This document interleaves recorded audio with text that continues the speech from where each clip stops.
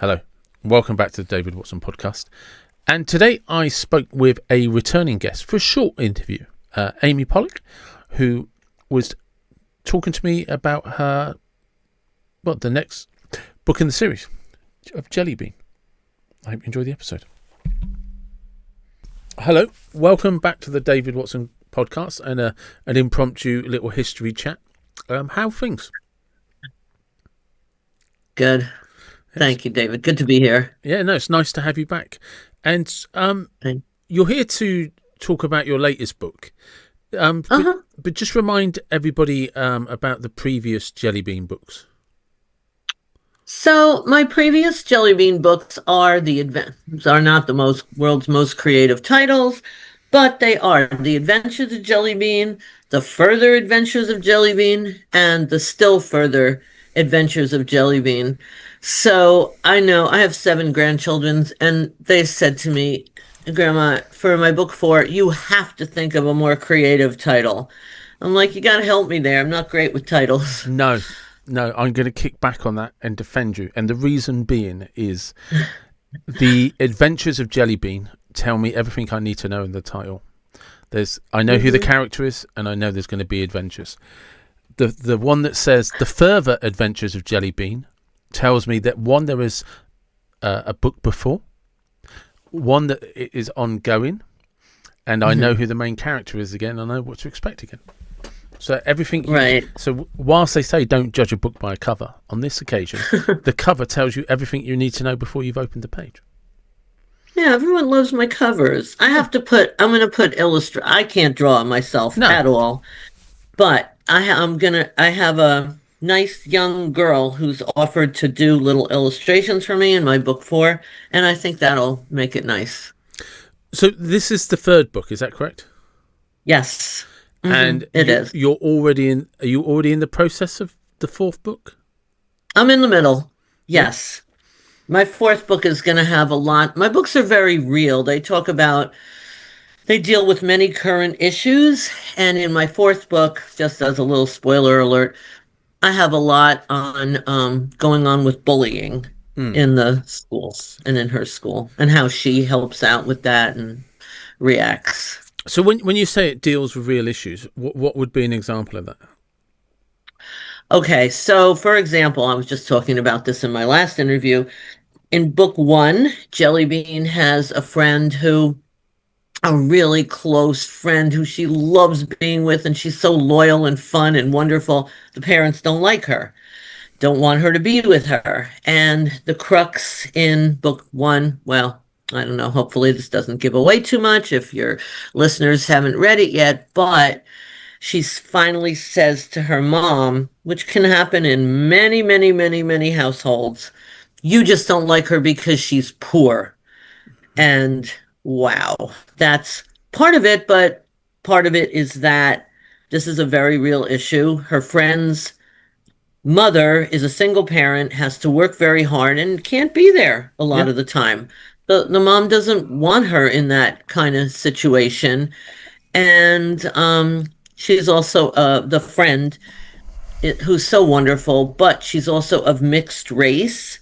And Jelly Bean, I couldn't have her totally accuse her parents of being against that, because that would make them too evil and too cruel. But Brittany, the friend herself, and in this book, in my book 3, starts not feeling comfortable around a lot of the other children in the class who don't look like she does.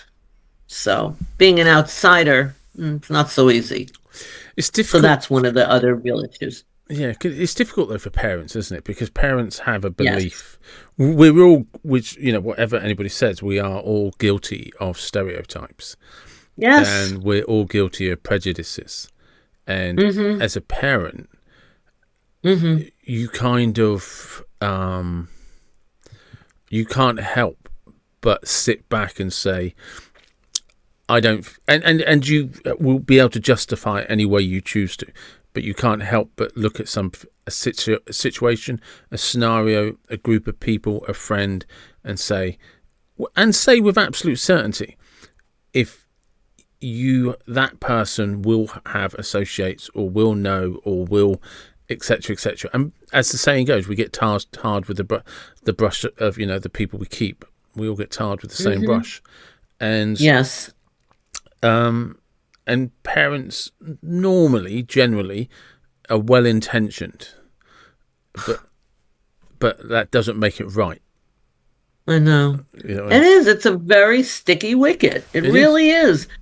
And my PR person, who I run certain things by him, because once I was asked what if you had to say what's the theme of your book, and I was like, "Ooh, I'm not sure how to think about that or word that."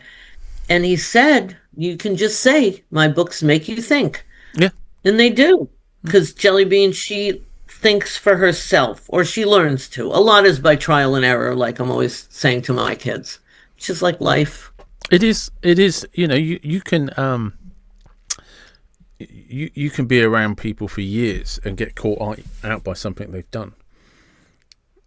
Definitely. Yeah. And with her vis-a-vis her parents, as you were saying, David, it's their prejudices are going to come through because that's how it is. Yeah. Whether they, and it can come out in a situation where they don't like one of your friends, one of your boyfriends, one of your girlfriends, let's say. And this is how it trickles down to Jelly Bean and what she makes of it and what she does with it. Not always, not perfect, that's for sure. No, But they and each have a point.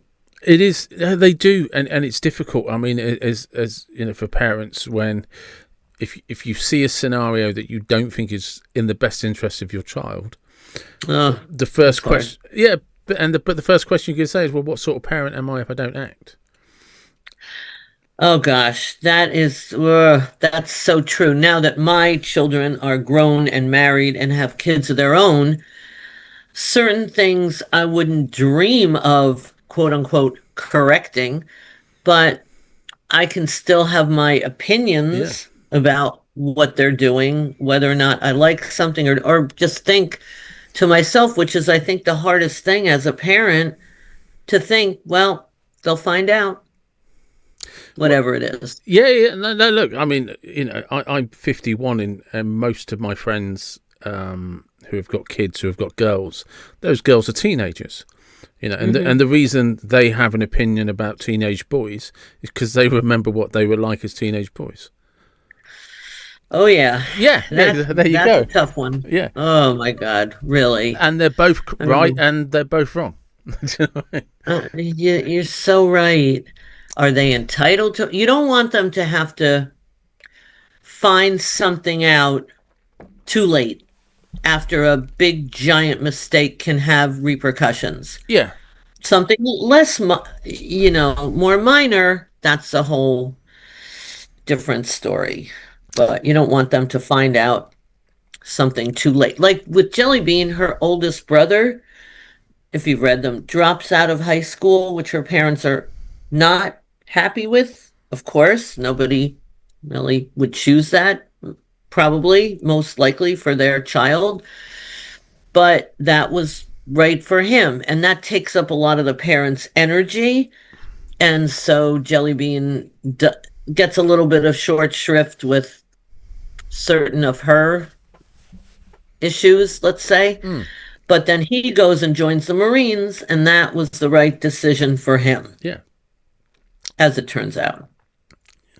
And it is. It's interesting. It's very, very difficult. And how do you separate yourself from the grandparent, the parent, and put across the point of view of a child? Well, it's having been in all three boxes, let's say. I am kind of the grandmother, and a lot are based on, like, I was so lucky, so blessed to have wonderful parents. I'm not going to say perfect. Well, my dad was close to perfect, but and then you kind of see when you get into that role how difficult it is. Whereas at the time, you're like, ugh, how annoying this person is, and why are they not letting me do X and such? Later in life, you're like, oh my, thank goodness they didn't let me go and risk something happening. Let's say for a girl, it's getting pregnant or something like that, which can obviously affect your whole life. I want to say many things in your life, but mostly everything. You're Yeah, not going to feel the same. You're not going to act the same. You're going to give up certain things. So that would be one example. Dropping out of school as Jellybean's next to oldest brother says to her, because she goes to, he's willing to, he's based on some cousins of my husband, and he's willing to talk to her about a lot of things. And he said to her, well, the parents just want him to have a lot of choices in life, not be stuck with one route. yeah. But So there's that. and that is generally the confliction, isn't it? Is parents are Yes. trying to guide you through life, often Mhm. with they don't want you to suffer the pain that they have suffered or have seen someone else suffer. Right. They don't want you to make mistakes that they might have made, and we're all Exactly. we're all excellent at looking at someone else's life and saying what they should do differently. That's so true. And then as a parent, I found it's hard to, your child is a different person from you. And like you're saying, A, you can't control certain things, and B, maybe you shouldn't try to control certain things because they're entitled to their own mistakes, really, and choices of how to get from A to B. And then as the grandparents, I'm finding now, you realize that shouldn't, the parents really shouldn't make a fuss about certain things because they just, in the long run, don't matter. And you see that from the grandparents' point of view, like when her grandmother is living in her room and she's such a good listener. It's based on my grandmother's, and they're good listeners and they know a lot more because they've been through a lot. They've seen so much more, obviously, by a certain age. And so they can be helpful in calming down the parent and hopefully ignoring certain things. Like my grandmother would say to me, you know, you don't have to hear everything, meaning from your child if they're Yeah, offending you, yeah, yeah. which happens. Just curiosity, because you've mentioned your parents, you've mentioned your grandparents. So who were they? Who were your parents, and where were they from? So my dad was from Brooklyn, which back then was a totally different type of place than it is now. I'll leave it at that. And he was just like, his father had died when he was a year. So he really just had his mom, who was so dedicated to him and his brother. And, but in those days, more so than now, they were I mean, not that she didn't have a tough time, my grandmother, because she died. My grandfather died. I wish I could have known him. He sounded so Mm, amazing. One of those self-made stories, coming here to this country with nothing yeah, and then building up to be very quite successful. So he did leave her with a lot of money, and that was a good thing. So she could travel and send the boys to her two sons to, one became a doctor, one became a lawyer. That was my dad, and be so devoted to them. Whereas it's a sad thing that he died right at the beginning of the Depression. Luckily, he had put his money in land, not in the bubble of yeah, stocks and bonds. So that was a good thing. But back then, more so than now, in most cases, they were surrounded by a lot of caring relatives. So that was a good thing because they helped her out. They had different relationships, and I try to keep my kids together, and now they have their own children, but they're in three different places. And so that was my dad. He was so wise and funny and successful. I mean, died young, sadly. Um, he got pancreatic cancer out of the blue, which he was the healthiest person on the planet. I mean, never smoked, never drank, happy in his career, happy in had a wonderful marriage, happy in his family. And that changed me a lot. It sort of made me go from carefree to like a worrier in Yeah, certain ways because something happens to you out of the blue. Now, I don't like to dwell on that, but just since we're on the topic. And my mom was great. We were close. We were a very close family, but she was so unhappy after my father died. She did get remarried, which was a good thing because, she was just 59 when he died, yeah, and he's pretty young to be widowed. She had a very caring family, large family also surrounding her. She was from Morristown, New Jersey, if you know where that is.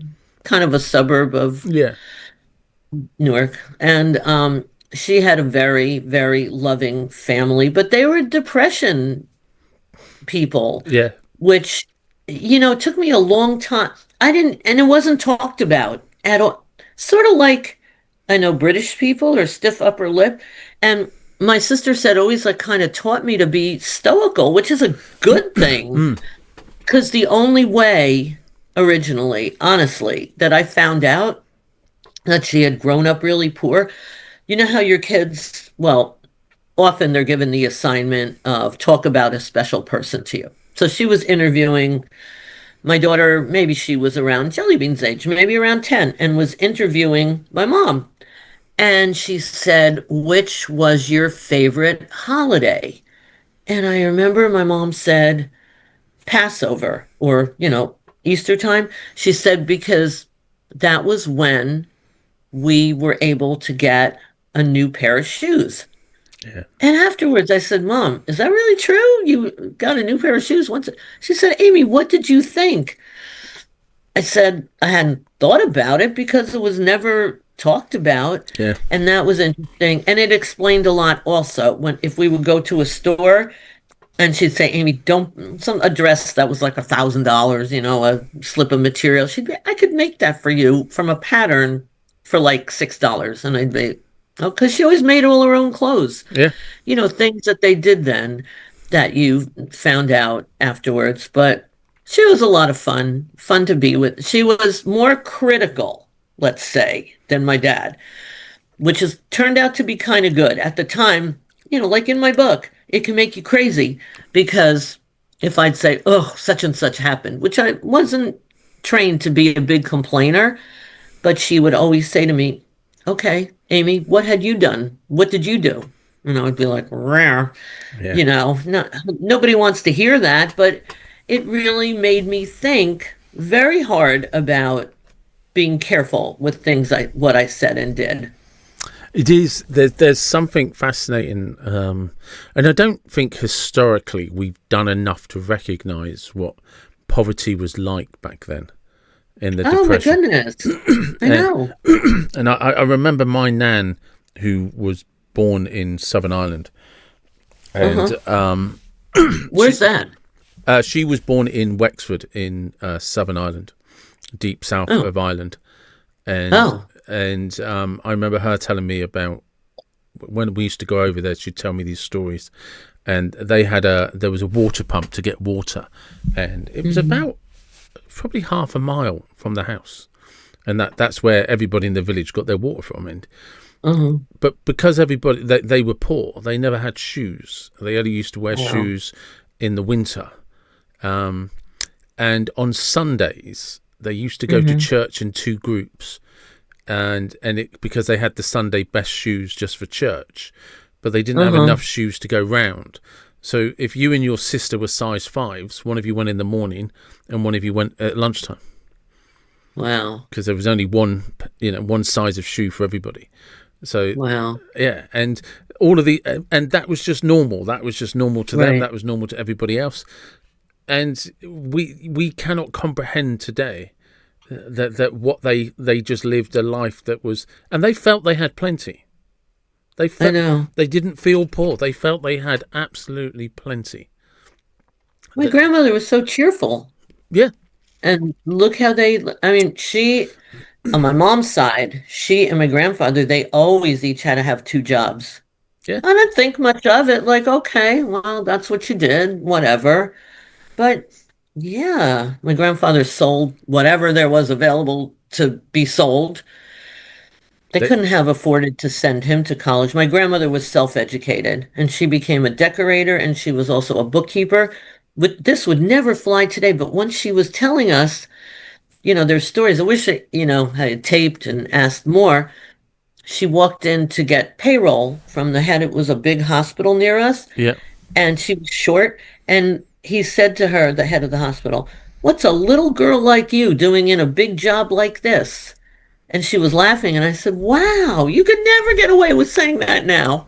Oh no, no. It is. Yeah, it's just a different world. But they were so grateful for what they had. They were very, like she was grateful to, she had eight sisters, Mm. and they all helped one another out, however they could. It Yeah, yeah. was Very, interesting. very, very interesting time. Very interesting time. I And know.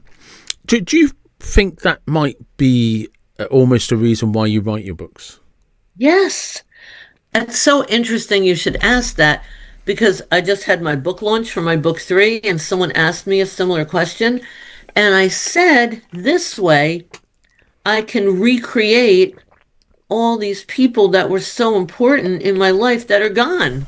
Because no one wants to write, like, I could write an essay or a story about how amazing and wonderful and terrific to be with my father was. No one really wants to read that because they'd be like, no, I had a parent too, that I Yeah, loved. So, but this way, he's in there. It's not exactly like him, but it's enough there that does help me. It's very writing is very, I don't know if you do any of it. It's very therapeutic. It really it is. is. It is. It's very therapeutic, very cathartic, and it's a wonderful way to explore emotions because Yes. you can put things you're uncertain about into other characters, Uh-huh. and because you I find because you've detached yourself from the person, hmm Yes. you in the end forget that you're actually talking about yourself. Oh, true. That's so interesting. So now I'm a big I read, I'm an eclectic reader, but I love reading. And from having taught a lot of the great books in Shakespeare as well. But I don't know if you like Robert Louis Stevenson. I'm not sure I know him. I'm not a massive. I tend to read a lot of books about psychology. I'm fascinated, Oh, okay. but I'm just fascinated by how the mind works and why it works. Okay, so that's if you get a chance, Treasure Island, the book Yep. Treasure Island. Oh, loved that book. And I used to read it to my kids with the accents and all because that was just fun for me. And this is a life of him, the author of that. And this guy who was this amazing writer and got a lot of his feelings and his self in there, kind of like you were saying. And it's such a good book. And how he managed to write all this, it's a wonderful book. And the movie's pretty great too, but the book has more of the psychological insights in it, of course, because it's a book, being a book. And he was reading about him, he was so sickly his whole life. He Mm. had so much that he had to contend with, and how he wrote all this. It boggles the mind. It does. Okay, for one example, back in those days, he had all these dental problems, and this is the 1880s and 1890s and early 1900s. There was no anesthesia for your mouth back then. He had all his teeth removed with a pliers. Yeah. And I was like, oh my God, like that just sounds horrendous. Yeah. Yeah. That was one. That's what I mean. We cannot comprehend You can't. what that would No. be like because Oh God. you're in that much pain. You'll let somebody pull your teeth out with a pair of pliers. Oh, good Lord. And after that, like his mouth was always like in pain. And that was just one aspect Yeah. of what he was up against. This guy Whereas who was a marvelous writer. Yeah, whereas today we consider having to go to the dentist an inconvenience.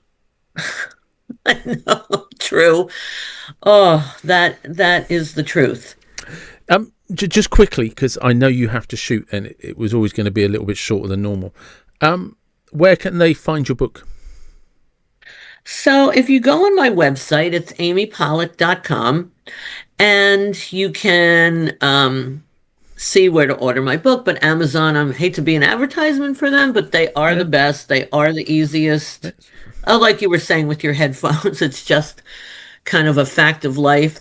And I hope everybody enjoys my book and would put a little review there. Could be one sentence if you Yeah. like my books. And on there is also a lot of good reviews that I've gotten, which is sort of funny because, or maybe I was speaking about that before, maybe at my prior interview where they, my jelly bean was called a real role model. And I didn't set out to do that, but Yeah. I'm like, wow, okay, I'll take it, No, because that's good. It's nice to have that feedback from people, though, isn't it? yes. Oh my goodness, of course. No, and when they say to me nice compliments, because I always have the kids, and my mom will correct me, the children write, I usually read a little bit because I go into all different schools anywhere. I'd be happy to come over to Europe and do some presentations. And I always have them write up something Yeah. at the end. Well, we share them actually. I read something, they write predictions or suggestions for me, and I like many, many, many of them. I always say, it's not for a grade, it's just to Yeah. see what goes into good writing. That's one thing I can do is write. I could give you a laundry list of things I'm not particularly good at. So, so yes, I always love, well, who doesn't, the positive responses naturally. Right. That's absolutely perfect. Thank you very much for the time. And Thanks. have a safe trip later, won't you?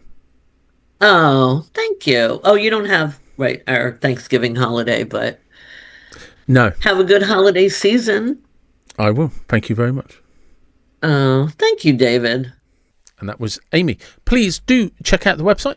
The link will be in the description. And do, if you have children, check out the books. And leave a review.